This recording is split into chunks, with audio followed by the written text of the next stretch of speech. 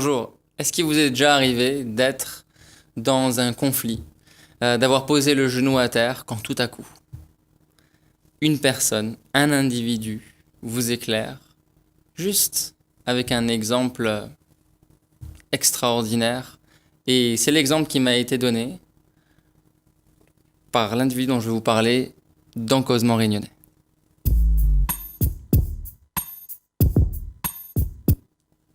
Alors il s'appelle Jordan, il a 8 ans, il est en CE2. Et alors que son père est en train de changer les freins de la voiture devant la maison, je lui propose de faire un dessin. Je lui fais un cercle avec un compas et il commence à dessiner. Et juste après ça, ma femme, qui est psychologue, vient lui poser la question. Elle a compris qu'il était hyperactif. Mais il dit: quel titre tu donnerais à cette image? Et là, voilà ce qu'il écrit. Alors, si vous regardez bien, vous vous approchez du poste, il écrit un monde multicolore. Voilà. Et cet individu, c'est Jordan. Si vous regardez bien, il y a différentes couleurs, un peu comme une mosaïque, comme un puzzle, qui représente un vitraux. Je ne sais pas si vous avez déjà vu un vitraux à travers lequel la lumière passe. La lumière est une, mais quand elle passe à travers différentes couleurs. Et nous voilà ici sur le plateau, avec différentes couleurs, avec la Réunion, avec le monde entier que l'on va visiter. Et aujourd'hui, nous avons 2 invités qui vont nous parler d'un pays qu'elles ont visité, où elles ont vécu. Ça va être une des couleurs du monde que l'on accueille. Quand un enfant de 8 ans peut le comprendre, tous on peut le comprendre, qu'on est sur cette même planète, sans conflit, sans bagarre, et qu'on peut tous vivre dans un pays ou un autre tout en étant heureux. Alors, le pays que vous allez nous présenter, c'est la Corée du Sud. Bonjour Catherine. Bonjour. Céline Smart, traductrice. Et bonjour Sonia de Ose La Réunion. Oui, absolument. Alors, vous avez toutes les 2 vécu en Corée du Sud. Oui. Oui, mais pas en même temps. Ah, alors, c'était quand? Alors moi, j'y ai vécu de 98 à 2003. D'accord, et vous? Moi, de 2008 à 2011. Waouh, donc plus récent, à 2 époques différentes. Oui. Ouais. Donc vous avez 2 témoignages dans 2 temps. On parle bien de la Corée du Sud, là. Oui, la Tout à Corée du fait. Sud, pas la Corée du Nord. Pas la Corée du Nord. Tout à fait. Séoul. Séoul, vous aussi Séoul? Tout à fait. D'accord, ben allons-y, faites-nous découvrir ça. Moi j'ai toujours aimé voyager à travers les autres. Déjà, bonjour. Oui. Annyeonghaseyo. Annyeonghaseyo. 반갑습니다. Donc oui, Séoul, c'est effectivement une autre planète pour nous qui venons alors on va dire du sud. C'est vraiment une autre planète, c'est un autre monde. Moi, ça m'a convenu. C'était très, comment dire, c'est pas aussi coloré que chez nous, mais c'est très, on peut facilement distinguer les personnes qui sont pas de Séoul, qui sont pas de ce pays, dans le pays. Donc, c'est assez un sentiment de ça existe. Un pays qui est fermé, qui était fermé quand on y est arrivé en 98, assez fermé. Difficile de se dire que ce peuple, sa manière de manger, les sonorités qu'on entend, les odeurs que nous avions autour de nous, que j'ai connues ailleurs. Je l'ai connu que là-bas. Voilà. Ça, Alors qu'est-ce qui c'est- vous a amené là-bas, juste pour remettre le contexte? Mon mari a été muté dans le cadre de l'éducation nationale en tant qu'expatrié au lycée français de Séoul, voilà, qui se situe à Samho. C'est vrai que nous-mêmes, dans le sud, parce que ça se trouve dans le sud de Séoul, et on s'est dit, voilà, vivre dans une grande ville. Comme ça, on pensait qu'être au sud, ça allait être dans un village ou quelque chose. Combien Non. d'habitants? Plusieurs millions? Je crois qu'il y en a pas loin de Séoul, c'est 20 millions de 20, personnes. Wow. 25 Dans un- millions. Hein. Dans un Ouais. pays qui, où la population, c'est 45 millions. D'accord. Oui. Ouais. Donc, Sur un territoire quand même petit. Plutôt. Oui, oui. Plus grand que la petit Réunion, en tout cas. Plus grand que la Plus Réunion. grand que la Réunion, mais plus petite que la France. D'accord. Donc vous y êtes que le fait de vous détacher de la Réunion pour aller là-bas, il n'y avait aucun problème? Non, parce que faut dire que c'est pas ma première expatriation.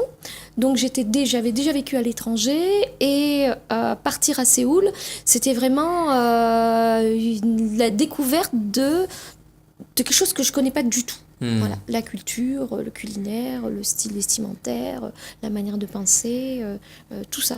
Et Ah, donc, on va du visiter coup, tout ça alors, oui, ensemble. du coup, c'était extraordinaire. Ouais. Une découverte, un étonnement d'instant en instant. Katharine Sellier-Smart, comment est-ce que vous êtes arrivée à Séoul, en Corée du Sud? Par avion, tout simplement. Mais non, en fait, c'est également donc, dans le même cadre que Sonia. Donc, c'est-à-dire que mon mari a un contrat à Séoul. En fait, c'est la continuation du même contrat qu'a eu le mari de Sonia. Donc, et d'ailleurs, on avait pu se rencontrer. C'est difficile de se renseigner sur la Corée à La Réunion, de rencontrer des personnes qui connaissent le pays, qui ont vécu. Et on a eu la chance, on avait pu se rencontrer en 2008 avant que nous on parte, et on avait pu apprendre avant de partir déjà un certain nombre de choses sur le pays.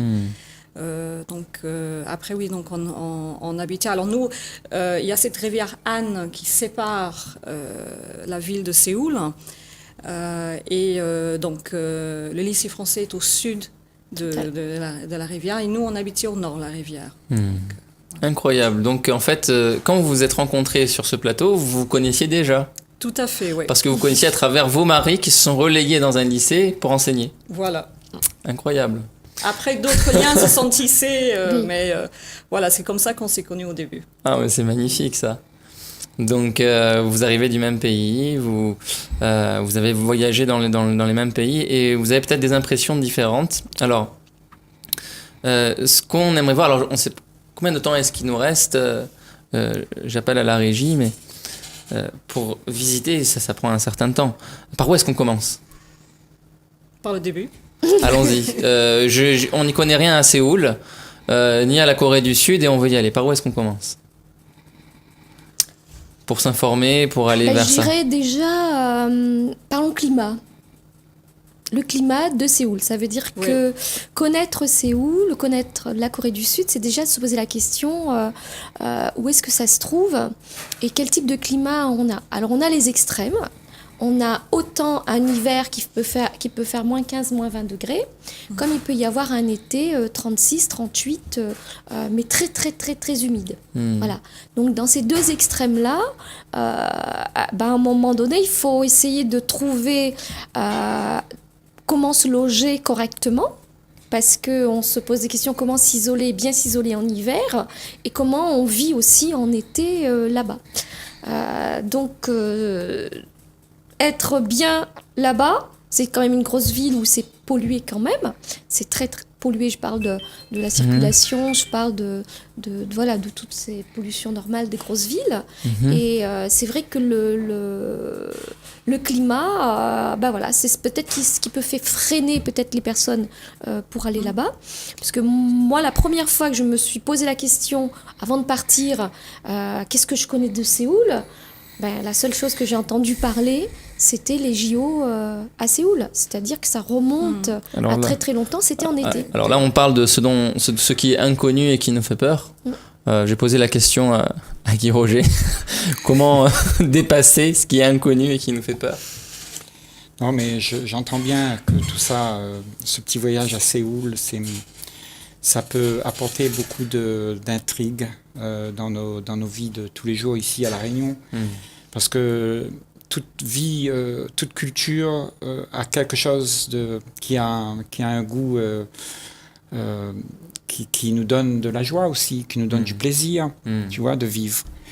Mais moi, je dirais que... Le plaisir alimentaire, le plaisir de découvrir un nouvel état d'esprit. Oui, tout ça, c'est le plaisir de sortir de notre train et puis d'être dans une nouveauté. Mais est-ce que aussi... L'inconfort aussi, parfois, le climat. Oui. Mais aussi, parfois, on ne s'entend pas avec les gens. Le langage. Oui. Le langage, c'est quelque chose... Un frein. C'est pas pas un frein plus qu'ailleurs, mais il y a un alphabet. Alors on pense que bon, si entre Chine et Japon, ça doit être des caractères. En fait, Ouais. c'est un alphabet. On peut très facilement apprendre à lire le Hangul, donc c'est le nom de la langue coréenne.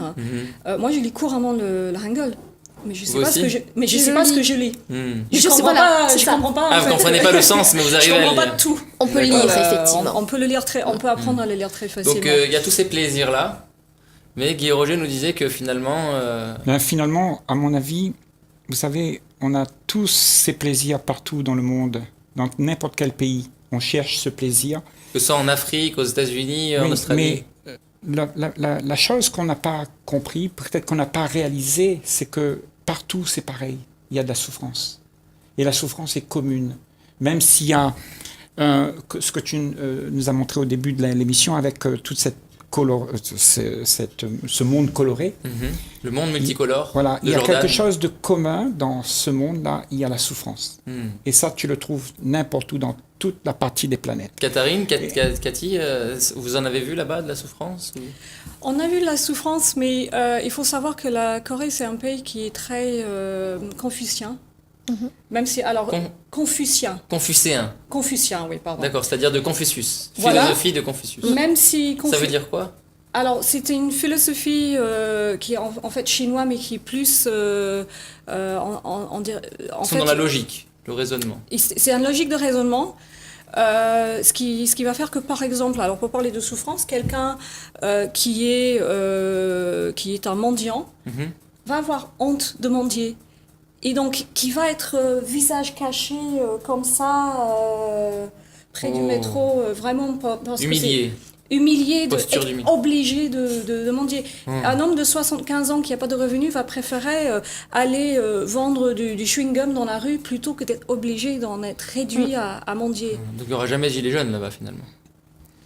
Il n'y aura J'ai- jamais quelqu'un qui va contester un pouvoir établi ou une mauvaise répartition des richesses. C'est un autre état d'esprit. Un autre état d'esprit. Il faut savoir que les Coréens, alors ça vient aussi du confucianisme, c'est que les Coréens ont un état d'esprit très très collectif. Hmm. Quand il y a eu une crise de pétrole et qu'on a demandé aux grands buildings d'éteindre leurs néons à minuit au lieu de 2 heures du matin pour Tout le monde faire l'a des fait. économies, tout le monde l'a fait. Hmm. Ils n'ont pas râlé, ils ont fait. Hmm. Il y a eu le G20 en 2010 pendant que je vivais là-bas. Mhm. Pendant les quelques jours du G20, il était demandé aux Coréens d'utiliser un maximum le transport en public pour que les routes soient le moins encombrées possible. Mhm. Les gens ont respecté ça. Cet état d'esprit fait qu'on voit moins la pauvreté, mais elle est toujours là quand même. Elle est toujours là quand D'accord. même, mais c'est... La souffrance. c'est- Vous avez eu le même vécu en 99? Oh, alors, nous, on y est arrivé en 98 et il y a eu la première crise financière. Et là, pareil, nous avions effectivement des familles, nous avons entendu parler de ça, et ça s'est vérifié, des familles entières ont ramené des bijoux dans les banques, Oh. ont ramené de l'argent coréen dans les banques, Mhm. ou même peut-être pas de l'argent coréen, parce que de la devise, c'est quand même intéressant aussi, pour renflouer, pour redonner de la vigueur à l'économie. D'accord. Voilà, ça existe. Il y a effectivement un modèle de vivre qui fait que le Coréen va accepter les règles. D'accord. Ça veut dire que... Il y a et peu de puis, Coréens qui vont faire de l'évasion fiscale. je Ils vont crois être, pas. Si, voilà, ça ils vont être doit là pour leur pays. exister. Non, mais je pense Ça que doit ça doit exister exister. C'est-à-dire Sauf ce qui existe qu'ils ailleurs sont- existe là-bas aussi, mais sous une autre forme, Oui. sous d'autres apparences, une autre image. Mais il y a un Ok, grand là, on a- respect dans l'économie du pays, dans qu'est-ce qu'on doit avoir, comment est-ce qu'on doit nous regarder, qu'est-ce qu'on doit faire pour nous. Tout ça, c'est extrêmement important. C'est C'est dans la bien famille. codifié. C'est très, très codifié. D'accord. Il y a un respect de l'âge aussi. Oui. Donc tout ça fait partie du confucianisme. Si on a une barbe Euh, blanche comme Guy, par exemple, on vous respecte plus. Absolument. Ah, absolument. Absolument. Mais si vous avez une barbe blanche et que vous êtes un mendiant, ben c'est difficile. J'ai jamais vu de mendiant à barbe blanche. Oui.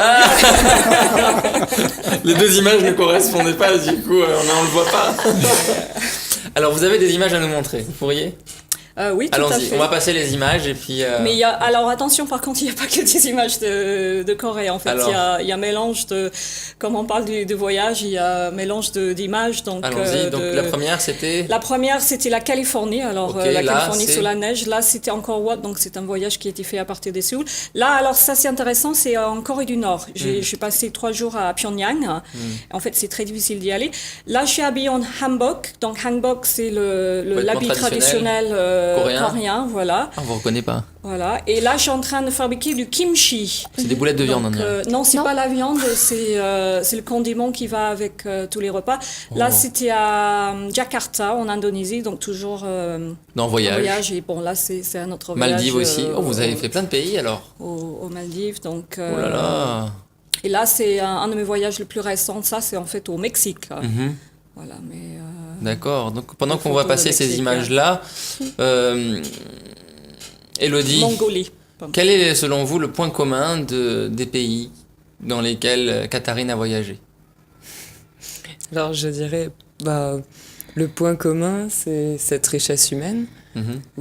où la vie est échange et partage, à la découverte de chacun et du... Voilà, les gens qui aiment voyager, c'est les gens qui osent sortir de leur zone de confort pour aller justement accueillir et visiter d'autres endroits, d'autres cultures et partager Hmm. voilà, Le une partage. belle richesse.